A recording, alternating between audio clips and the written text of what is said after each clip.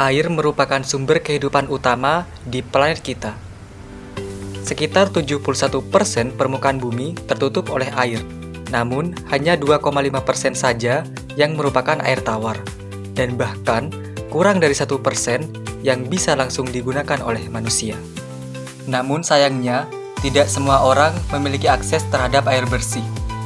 Menurut data dari WHO, pada tahun 2023, lebih dari 2 miliar orang di dunia tidak memiliki akses terhadap air minum yang aman, bersih, dan sehat.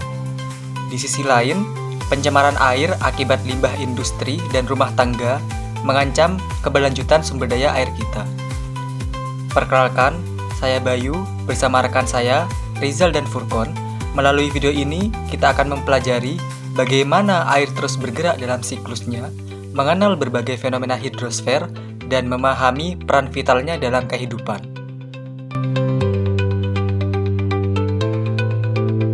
Hidrosfer merupakan lapisan air yang berada di permukaan bumi, meliputi perairan darat dan perairan laut seperti samudra, sungai, danau, dan air tanah.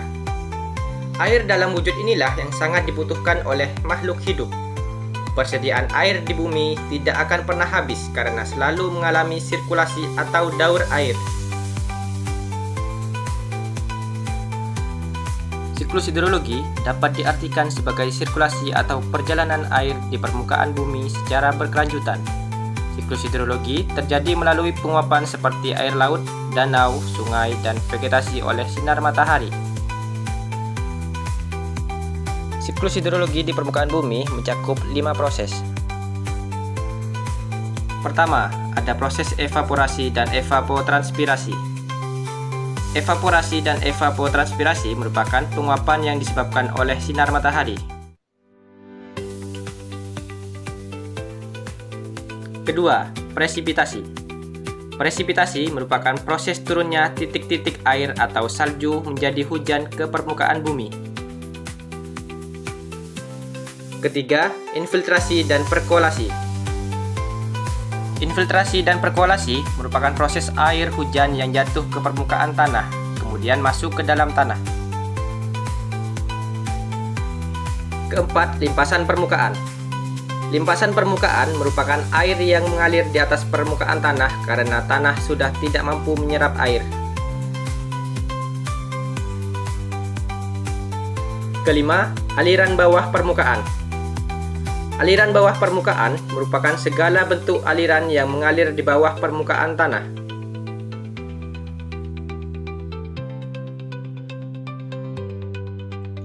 Pembagian siklus hidrologi. Siklus hidrologi dibagi menjadi 3, yaitu siklus pendek, siklus sedang, dan siklus panjang.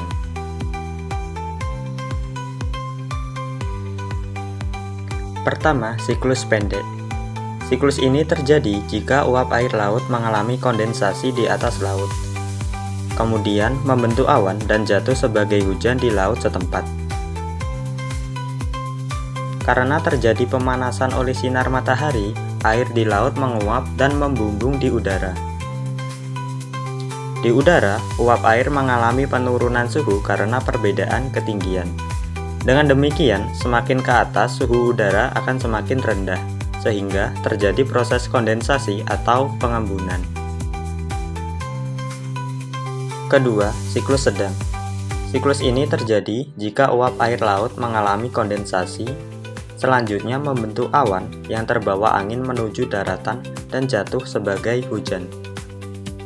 Namun, terbentuknya awan tidak selalu di atas laut, sehingga ada kemungkinan yang terbawa angin adalah uap airnya. Setelah di atas daratan, uap air berubah menjadi awan dan selanjutnya turun sebagai hujan. Air hujan yang jatuh di darat akan menjadi aliran permukaan, meresap ke dalam tanah, mengalir di sungai, dan akhirnya kembali ke laut. Ketiga, siklus panjang. Siklus ini terjadi jika uap air laut mengalami kondensasi, kemudian uap air atau awan terbawa angin menuju daratan hingga pegunungan tinggi. Karena pengaruh suhu, uap air berubah menjadi kristal-kristal es atau salju yang kemudian jatuh sebagai hujan es atau hujan salju yang membentuk gletser, mengalir ke sungai, dan akhirnya kembali ke laut. Selanjutnya, kita akan membahas tentang fenomena hidrosfer. Fenomena hidrosfer meliputi berbagai proses yang terjadi di permukaan bumi, seperti gelombang laut, arus laut, dan perubahan iklim. Gelombang laut adalah gerakan naik dan turunnya air laut, tetapi tidak disertai dengan perpindahan massa airnya. Gelombang selalu menimbulkan sebuah ayunan air yang bergerak tanpa henti di permukaan laut. Gelombang dapat terjadi karena pengaruh angin dan gempa bumi. Sedangkan arus laut adalah gerakan massa air laut dari satu tempat ke tempat yang lain, baik secara vertikal maupun secara horizontal. Arus merupakan gerakan air laut meliputi wilayah yang sangat luas yang terjadi di seluruh lautan di permukaan bumi. Pergerakan arus air laut juga dipengaruhi oleh gaya Coriolis, yaitu arah arus akan berbelok ke kanan di belahan bumi utara dan berbelok ke kiri di belahan bumi selatan. Gaya Coriolis juga menyebabkan timbulnya perubahan arah arus yang kompleks susunannya yang terjadi sesuai dengan tingkat kedalaman perairan. Sedangkan untuk perubahan iklim adalah perubahan unsur-unsur iklim dalam jangka waktu yang lama, yaitu antara 50 dan 100 tahun karena pengaruh dari kegiatan manusia yang menghasilkan emisi gas rumah kaca. Untuk menghadapi fenomena-fenomena ini diperlukan beberapa hal seperti 1. Pengetahuan dan pemahaman mengenai konsep, siklus, dan proses hidrosfer. 2. Teknologi dan infrastruktur. 3. Kebijakan dan regulasi. 4. Partisipasi masyarakat. 5. Kerjasama internasional dalam pengelolaan hidrologi untuk menghadapi fenomena hidrosfer secara global. Tahukah kamu apa manfaat siklus hidrologi bagi kehidupan? Manfaat siklus hidrologi bagi kehidupan diantaranya yaitu: yang pertama, siklus hidrologi bermanfaat untuk menjaga ketersediaan air bersih yang jumlahnya terbatas di bumi. Dengan siklus hidrologi, hampir seluruh tempat di permukaan bumi akan mendapatkan air. Air ini terdistribusi melalui hujan, aliran sungai, mata air, dan limpasan. Yang kedua, dapat mengatur pola cuaca dan iklim.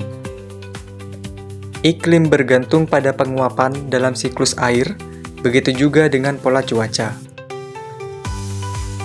Yang ketiga, siklus hidrologi bermanfaat untuk menjaga ketersediaan air bersih yang jumlahnya terbatas di bumi.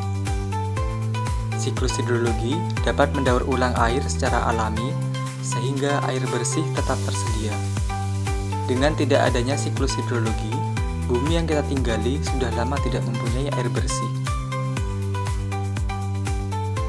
Kesimpulannya, hidrosfer merupakan lapisan air di bumi yang sangat penting bagi kehidupan makhluk hidup. Dengan memahami komponen, siklus, dan manfaat hidrosfer, kita dapat menjaga kelestarian hidrosfer dan mengelola sumber daya air dengan efektif, sehingga dapat memastikan kehidupan makhluk hidup yang berkelanjutan dan meningkatkan kualitas hidup di bumi. Terima kasih telah menonton video ini tentang fenomena hidrosfer. Semoga informasi ini dapat membantu kita memahami pentingnya hidrosfer dan siklus air di bumi. Sampai jumpa di video selanjutnya.